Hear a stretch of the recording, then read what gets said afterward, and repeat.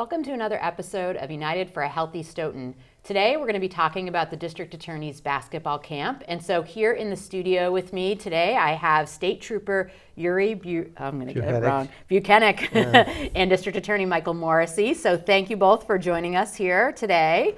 I know we've done a number of shows about basketball camp in the past, but it's always exciting to come back and update and hear directly from you about sort of what's been going on and see new footage of the kids and some of the things that are happening. So this is a camp we do in only 3 communities. It takes a lot of time and effort to put together. Yep. Quincy, Randolph, and Stoughton.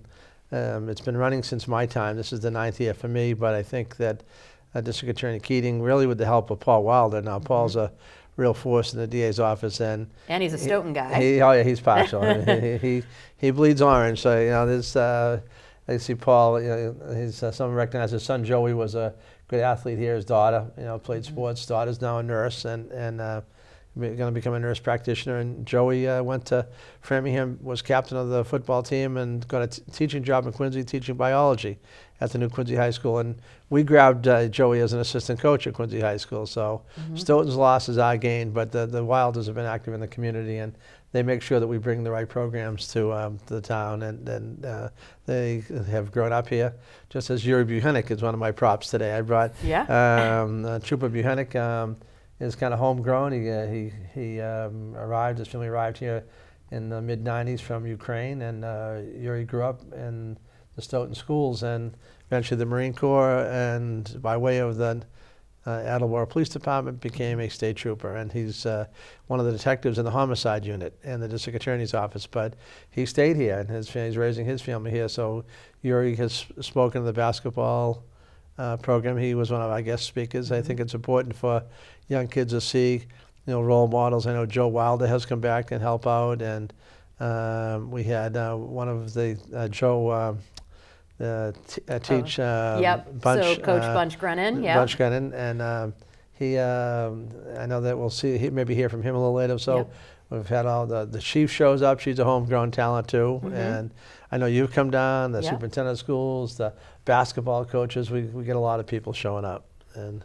Yeah, I think people believe in the program and they're happy to support it. So let's talk a little bit about sort of your intention, because you've been doing this program for so long. I know that there are important lessons and things you want to impart to the students that participate. So tell us a little bit about that, and then Yuri can tell us. Yuri spoke too at the camp, sure. And he can tell you what I think he sees from his point of view. But we think that getting kids together, who in a setting, hopefully the new high school, we're in the given school because of the construction, but the high school, the schools have been most generous partners with the athletic department and the superintendent, the principal, Julie Miller, and also the coaches that participated. So the high school has been a great location, and I took a tour of the new place.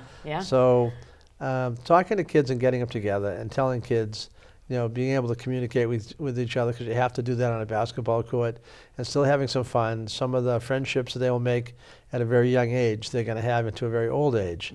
And that bonding and communication and the ability of kids to work and play together and have some fun goes a long way. And I see that I usually get knocked out. They play knockout. Yep, here you are playing. So I'm getting worse, so they're getting better, because instead of getting beaten by a 4th or 5th grader, I'm not getting beaten by 3rd graders. The kids are, have a good. A lot of them like to knock us out. They like to knock out Trooper Bukhenik and the chief. We've had them all play knockout, but we have a lot of fun. But with the messages are very simple that we deliver, and that is, if you see someone making a mistake, speak up. You can be a leader too, and a quiet leader. You don't have to, lead. From the front, you can lead from the back. And it's just make good decisions. So many choices kids have these days on how they get information, the internet, and it's just through the computer and their phones, and how quick the information comes to kids. It really has changed. Over the years, it's changed how we get information. Like a party, for instance. If someone was having a party, if you weren't invited, you didn't know about it until the next day. And now if someone's having a party, it gets on someone's phone. You could have hundreds of kids there. So you have to warn kids about some of the dangers of just simple things that when I was young, you didn't have to worry about. And that is true of alcohol and drugs. We still see a lot of kids a lot of people in Norfolk County, we lose one person a week in an automobile accident in the county, and a high percentage of drug and alcohol related, so we still pass that message on. I think Yuri saw that when he was on the road before he became a detective. And so I just think just having fun with the kids and getting messages out to them, and bringing people in like Yuri. You know, and they see that they're local role models of people who have, I would consider, homegrown and made it. Being from Stoughton and growing up in this great community that shows support and shows you know, a bright future for its younger generations coming up, I took a benefit from it. I participated in local sports and took a lot of pride in being a Black Knight. Playing baseball and soccer, and then obviously joining the military ranks. Oh, he's modest, because at one time Yuri was part of the White House detail. Oh, wow! And, so that must have been exciting. So he came up the ranks, and you know, and his kids, he has young kids too that are coming up the ranks. So he stayed. With the new school being built, we're very excited. All of our friends that have kids in the system now are excited to have our children experience the new facilities and benefit from these opportunities. When we go to the camp and speak to the children, we drive the point home that everybody's a role model. Even the slightest of actions that you take on a daily basis can set a good example for their peers, and the choices that they make are seen by everyone. And it's important to start early, think about the choices that these kids are making, and then through basketball and athletics and the help of Mr. Paul Wilder, they start to build those trends early in their life and hopefully continue through their teen years and young adulthood. We also had, I think in the past, Sergeant John Fanning, who was also another Stoughton guy, right? He was on the Stoughton Police Department and went to Stoughton schools, grew up here, and he also was a detective in the district attorney's office. We didn't bring John because we wouldn't have enough time, right? That's right. We wouldn't get a word in edgewise. It's bad enough with me and you, Stephanie, but poor Yuri stuff here. But you talk to the kids, Yuri, I know about leadership. You don't have to yell and scream to be a leader. That's right. That's right. Yeah, it's sometimes the silent example plays a bigger influence on someone trying to make a decision that's difficult at times than being yelled at. Some people might shell up if you yell at them, or if you come across too aggressive. So a kind gesture goes a long way. Now, did we suck you into playing knockout too, or did you escape that? I ran away. You didn't have to play knockout. Oh, okay. So we've talked a little bit about some of the other partners, and I know we have a clip from our rec director, so maybe we can show that here just as another example of a partnership that we've built with the DA's office. So the DA Basketball Clinic, we run it every summer, every winter. It fills up. It fills up quick right when we open registration. We work very close with the DA. They come in, they talk to the kids. We have past Stoughton high school athletes that work with the kids here. The kids love it. They have a great time. It's been a staple of the recreation department for quite some time. So we're really excited that we can continue it and keep it going. We look forward to, in the wintertime, hopefully moving over to the new high school gym and keeping it going. But we're so excited that we could fill out this class, this program again, and looking forward to future DA clinic. We try to keep the cost down, and we're able to do that because the local police departments and the state police, there's 5 state troopers assigned to a drug unit, and when we go after people who are the dealers and the traffickers of drugs, we can seize their assets, their cars, money, the ill-gotten gains of their drug business, and we're able to do some education and programs like this for the good kids, and so we put some money into the camps, and we hire a couple of counselors, and it's really a small price to pay for a bunch of kids. And the recreation director put it. This is one of those places that it fills up quick. It fills really quick. So I think, and we always try to air these shows as registration is opening for these programs. So if you're watching this at home and you have kids in this age bracket, you should get on it quickly. School vacation, right? Yeah, we do the school vacation, and usually a week in July. I'm not sure. We line up. We can get people to work. We also had, you mentioned, I know the superintendent has come and Yep. spoken. Julie Miller has spoken at classes. The athletic director, the coaches.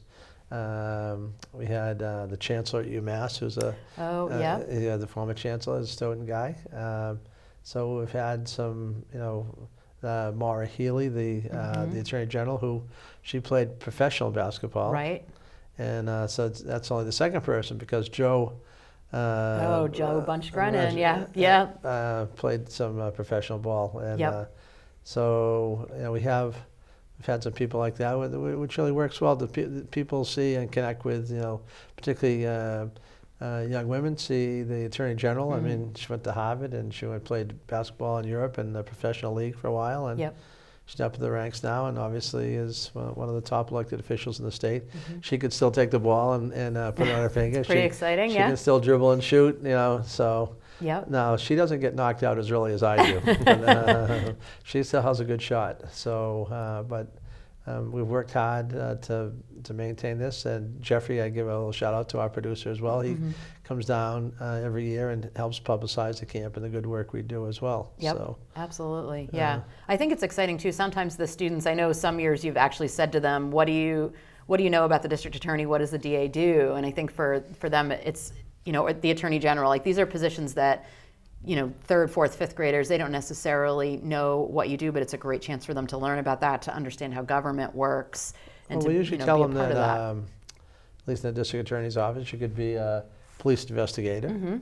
There aren't a lot of different types of people. There are administrators and there are victim advocates who work with families and in crisis sometimes. When if you would have a homicide or just general victims of a larceny. So under the Victim Bill of Rights, we have to work with families to let them know what's going on in the court system to ease their, the anxiety they may have. And we also have people obviously who push paper, and there's a lot of paper involved. Yep. And just keep all the files organized. They have a crackerjack in the state police. Karen O'Connell's a crackerjack in the state police unit, and keep all their papers straightened out. Yep. But they have to maintain evidence and stuff, so there's evidence offices for homicide, just as the Stoughton Police have to maintain. Yep.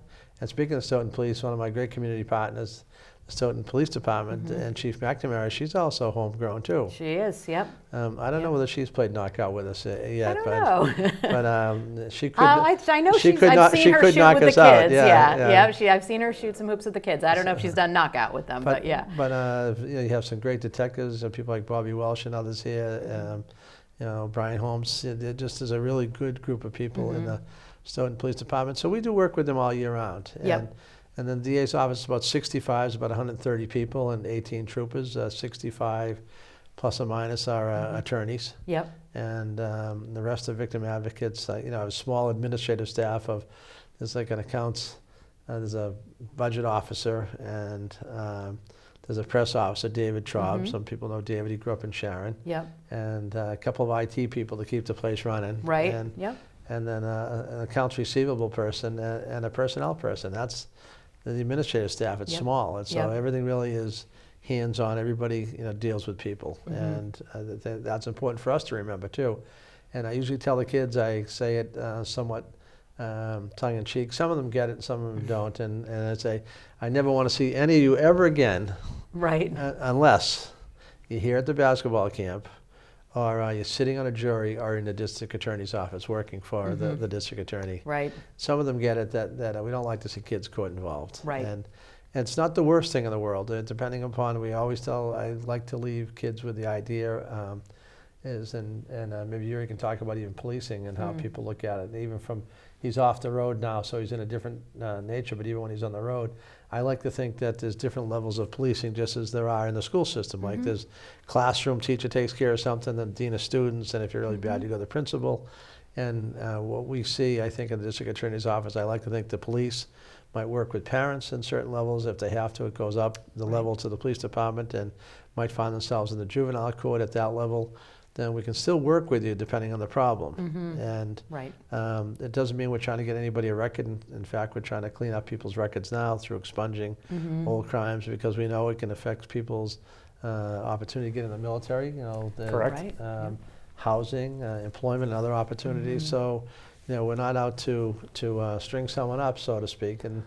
But and when you were on the street, I assume that you had some discretion that you were able to. Absolutely. Discretion as a police officer is huge. Yeah. We as humans have good days, we have bad days, and at times you need to use your judgment as a police officer to realize that the individual that you're dealing with in that moment in time, in that snapshot of their life, could be going through a extremely stressful situation. They could be dealing with something at home, whether it be health related or financially related.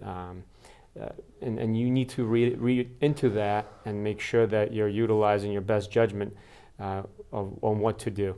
At the end of the day, we're there to help people. Right. And to protect, you know, there's Right. I know Chief Shasta used to say to serve and protect, you know, and the service side of it is to get people help when they need help, and to protect. You may have to take someone into custody at times. So, but I think for kids, it's a great opportunity for them to be able to interact in a really positive way with police officers, with the DA's office, and to know that, to sort of reinforce what you're saying, police, for kids in particular, they're there to help you, and we want children to be able to identify in a positive way with their police department, to seek them for help if they need to not to wait until, you know, things get really icky, or, you know, if there's a home situation, to know if the police department comes in that this is, you know, we're here to protect the kids and to help you.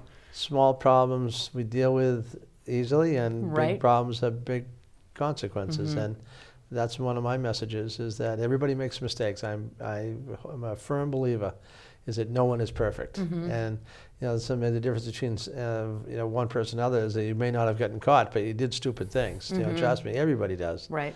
And so we just don't want people to you know, feel that there's no escape from that. You know, there should be. There may be some punishment, but that punishment, it may not be an arrest. It may not be, you know, having a record, but it might be something else. We divert cases all the time, and work with families to get them counseling, help, assistance where necessary. We have a lot of people who have substance abuse and alcohol and drug related problems, and we work with those people as you do, and are trying to educate young people about those dangers and simple things. I don't know that we spend a lot of time at the basketball camp going over like sexting.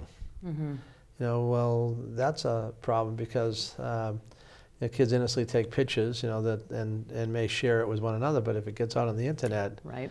you know, that's not coming back. And so we remind kids of how vast the internet is, and you know, but sexting can also, if you take a picture and you share a picture, you might be, in its broadest sense, you're creating child pornography, and then you're disseminating it. And once you send it out further, that's like, you know, that's just not coming back. So, so some things, even though you may not have a harsh criminal penalty, the toll that it could take on you for later life. So we try to educate kids. So just, as Yuri would say, good decisions, you know, and if you see something wrong, you know, someone doing something, and you don't have to be at the front of the line always to say that, just your friends as a group, you don't have to go along to get along all the time, you know.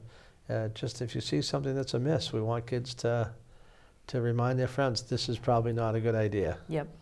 Doesn't mean that they're probably not going to end up making the mistake, but you know, you'll feel better about having at least tried to stop it from happening. As we sometimes reflect on our childhoods with friends and coworkers in the office, we talk about certain instances in our life that made a difference, and how a minor situation played such a crucial role in changing our path in life, and what a little statement or a little action by somebody, innocent bystander, that wasn't involved in our situation helped us change our mind. Or even how something small turned into something big, you know what I mean? And I mean, that can happen too. And then there also, you remember the people who, when maybe things are going wrong, and someone came in and stepped in and gave you some words of encouragement and help you work through the problem. Those are people that you remember, that, you know, that Officer Bukhenik, you know, he had me dead to rights, and, you know, that he gave me a break, and, you know, and that may be, hey, go home and tell your parents. It might be drop him off at the house. I mean, when he was a patrol officer in the Attleboro, it was a little different than some of the role of the state police, but now he's dealing with families in crisis, you know, that, and a lot of time the people that we get to see, that you find a lot of people that have mental health related issues as well out there. And really what kills people, Yuri has to do, every 8 days or so, Yuri, or 9 days, he has to do a call out. He's responsible 24 hours for any kind of a death that occurs in the county. And so he has to go out, determine whether it's an accident or it's a homicide. And what we see, although our numbers are down, and we work with you, Stephanie, and the coalition on getting the word out, particularly on drugs, we still see our numbers went to like 172. That was the highest. Yep. And that's we keep track of those by the number of responses that the state police would have to go out. I think last year we're down in the 130s, but a couple of years ago it went to 172. For our opiates. Related. And a lot of it, you see fentanyl and heroin. We see a little bit of an emergence, they tell me, of cocaine coming back, and meth, they're concerned, might be making its way back. So we watch the trends, and we do that. That's, and we try to make young people, even at the camp, aware that there are dangers out there. Right, right. And I think that the camp is a really good opportunity for us to reach some of those younger kids and to be reinforcing all of, like you're talking about, those positive choices. And so, because those are the things that are going to protect them, we don't even have to talk necessarily about drugs or alcohol. We can be just talking about good choices and, like you're talking, being a good friend, looking out for each other.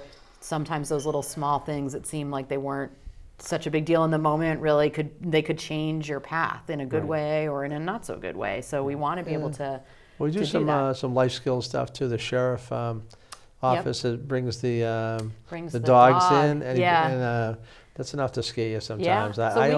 We actually have him talking. Why don't we show the sheriff, somebody from the sheriff's office with the dog for a quick second here. I've been here the last couple of years doing this camp for the district Stoughton attorney, Michael Morrissey. too. I bring my drug dog, Randy, in. We talk about narcotics. We talk about the dangers of narcotics. And we talk about what I do for my job out in the street of Norfolk County. And I live in this town, so I coach baseball in this town. I live right up the street. My kids actually go to this school. So I know a lot of the kids that I'll be speaking to today. So it kind of hits home to be able to come down and do this demonstration here at Stoughton. If they could take anything away, that drugs are bad. Stay away from drugs. As they get older, they're going to be introduced to them as they go through the school system, unfortunately. And as long as we can give them kind of a knowledge and what to expect and kind of an outlook of what's going to happen as they get older, hopefully these camps like this and talking to people like this and talking to the kids like this, hopefully it'll get them stronger mind and stronger will to be able to say no to drugs. Great. So he's a Stoughton guy too. Stoughton guy. We try to bring this to Stoughton. Has been awesome. I mean, I have a lot of people that are from Stoughton that work in the office too. I mean, it's a great place to farm talent from. Yeah. And, so let's actually, speaking of talent, why don't we hear from Coach Joe? We've referenced him a couple times, so I know we have a clip of him as well. Another homegrown guy. Why I like to come to this camp is, I love the game of basketball. It's one of my favorite sports to play. And I just enjoy giving back to the community. And growing up in this town, it's always good to, especially playing for the team, be able to come back and teach the younger kids about the game of basketball. And, be a role model just for kids, because instead of looking up to all the rappers and stuff like that, or all the other people, why not look up to someone that's from their community and been in this classroom that they've been in. So I just try my best to, share my knowledge with the younger kids out here and teach them how to be, better people in life so they can be successful and do whatever they're passionate about. So that's what I do. Great. And we're being reminded we have some really. Yeah, I know. We have a few. Kids. We only have a few minutes left, but we want to make sure we do hear from the kids because I think they're going to reinforce some of the messages that you talked about they were sharing. So let's hear from the kids who participated, and then we'll wrap up with a few last remarks. That works. I like it because you get to meet new people and you get to hang out with your friends. They teach you how to dribble better, how to get better layups, and you get to do fun games with your friends and stuff, and it just makes you better. I learned just keep on practicing, and that's important because if you want to make the high school team, you got to get better every single year because there's always going to be new kids who are going to try competing with you. We have to stay in school, not do drugs, and we can be whatever we want to be. I learned that you can be a leader without having to yell out orders, but you can also be a leader by being an example to others. I would recommend this camp to a friend because it tells you how to be a good person while also showing you skills in basketball and being good at basketball. Wow. So that last young woman really. She listened to Yuri. She did, yeah. She really got everything you were hoping for. She got some basketball skills. She got some great life skills. Yeah. So that, and I think she's like a great endorsement for this program, Yeah, right? absolutely. We like to bring people, especially I'm very fortunate where it's here in Stoughton that I'm able to tap on the resources and just have some good people either work in the office or are willing to give us time, who either grew up here and they may in some cases moved away, but they come back and they're willing to give back to the community. That works out. I mean, the schools are awesome. The recreation department's been an awesome partner. The police department shows up all the time. And so it makes it much easier for us to run the camp. Right. But I think we reach the right kids and stuff. And I'm partial to orange and black anyway. So for many years, my campaign colors. So I'm happy to come back here, and for the Black Knights, it's, get the colors on. There you go. Yeah, you have the right colors today. And we definitely, I think, as a community, absolutely appreciate that we get to host this camp here for our kids. And, I think, the kids probably said it best. It's an amazing opportunity for them to both polish up their basketball skills and get some great time with some of our coaches. And we've had high school students. Oh, trust me, I think the coaches are looking at the talent, don't they? I give the men's and women's basketball coaches, the athletic director, a hard time. I say, oh, you sure? They can tell there are some kids who at a young age that are going to be a force later in life and they're good athletes. And you can see some of them. There's other late bloomers too, but it gives them a good opportunity to see the upcoming talent. And they all laugh, Yep. Well, absolutely, and why not? So, Yuri, do you have any other last thoughts as we are in our last minute here of the show? And just glad to be a part of it, of this program. Glad to have the program available to our kids in Stoughton and in the community.